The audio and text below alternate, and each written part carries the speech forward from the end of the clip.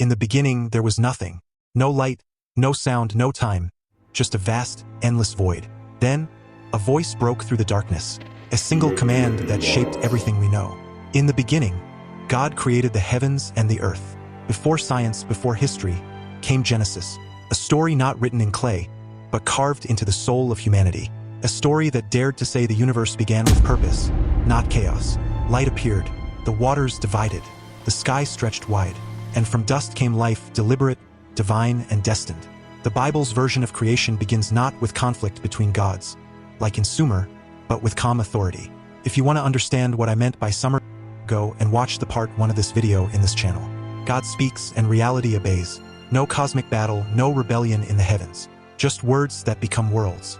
6 days of creation, and on the 7th, rest. A universe completed with rhythm and order. But beneath the beauty lies a deeper message. In this story, humanity isn't made to serve the gods. Humanity is made in the image of God, a reflection of something eternal.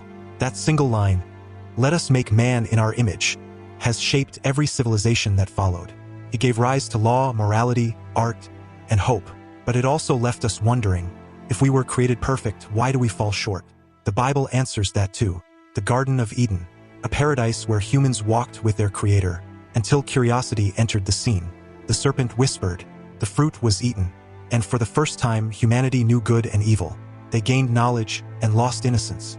It's the same pattern found in older stories, from the Sumerians, who wrote of Enki giving wisdom to mankind, to the Babylonians, who told of forbidden gifts. Knowledge always comes with a price. As humanity left the garden, creation shifted.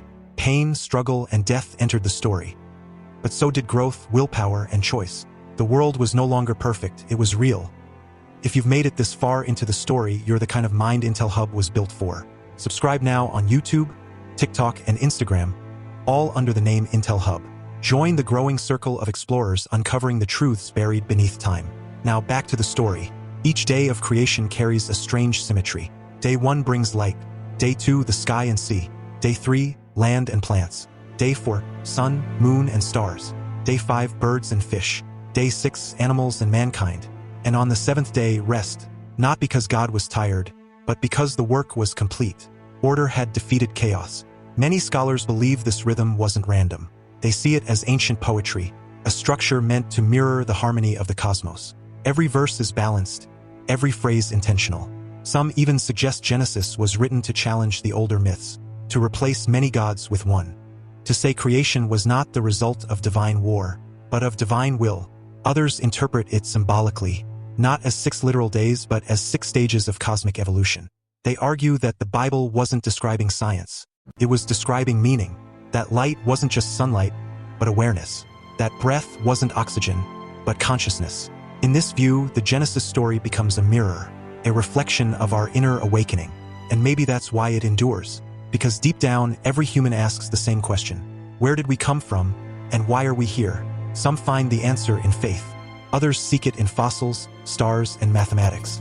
But all paths lead back to the same mystery, that something somehow emerged from nothing. The biblical story stands not as a rival to science, but as a poetic map of human understanding. It tells us that creation isn't only a past event, it's a constant unfolding. Every breath, every sunrise, is creation repeating itself. We've now seen the Sumerian version, gods forming humans from clay, and we've explored the biblical version, a universe spoken into being by divine word. But there's another perspective, one that reaches beyond myth and scripture. It's the story of science, a tale of stardust, time, and energy, a creation written not in holy text, but in atoms and galaxies. A story that begins 13.8 billion years ago, when the universe itself awoke. That is where we're heading next. Part 3, the scientific creation, how the universe became conscious of itself. So before you go, make sure you're subscribed to Intel Hub on all platforms, because the search for truth never ends. And the next chapter might just change how you see everything.